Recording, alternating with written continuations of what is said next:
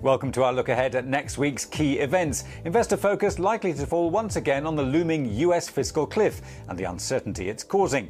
Credit Suisse senior advisor Bob Parker says if negotiations remain deadlocked, it could pose problems in the new year. In the immediate term, the fiscal cliff is clearly a problem because, if we do not see firm longer-term agreement on fiscal policy in the United States, then there is the risk of automatic tax increases and public expenditure cuts, which would drive the American economy back into recession in the first quarter of 2013. Deutsche Bank goes as far as to say that no agreement could cut world growth by as much as 1% next year, putting up to 25 million jobs at risk.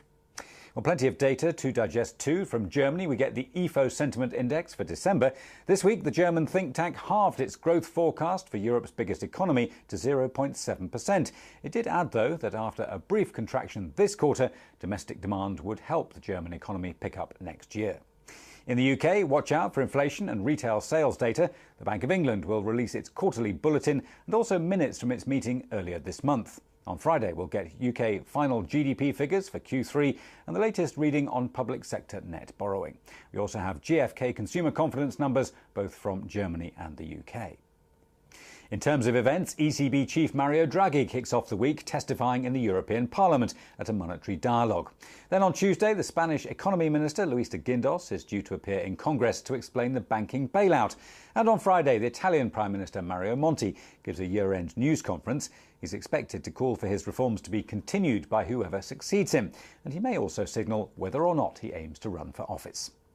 Well, we'll also have an interview with the Irish Prime Minister Enda Kenny on Thursday. Earlier this month, Ireland detailed its sixth raft of spending cuts and tax hikes in little over 4 years. Ireland takes over the EU presidency in January. There's also a raft of interest rate decisions across the region in Norway, Czech Republic, Sweden, Hungary and Turkey. A Reuters poll of economists suggests the latter three countries will cut rates.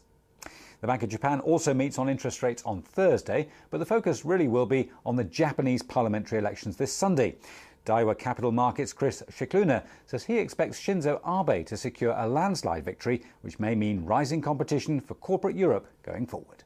That will mean far more pressure on the Bank of Japan to ease policy more aggressively, and that will place downward pressure on the yen exchange rate. So corporate Japan should be looking to regain a lot of market share that it has lost at the expense of companies in Europe, the US and Asia over coming years. In Egypt, supporters and opponents of Islamist President Mohamed Morsi have clashed in Alexandria ahead of a referendum on a new constitution. The referendum, held on 2 days because there aren't enough judges willing to monitor all polling stations, asks Egyptians to accept or reject a basic law that must be in place before national elections can be held early next year. Well, that's our look ahead to next week. I'm Nigel Stevenson. This is Reuters.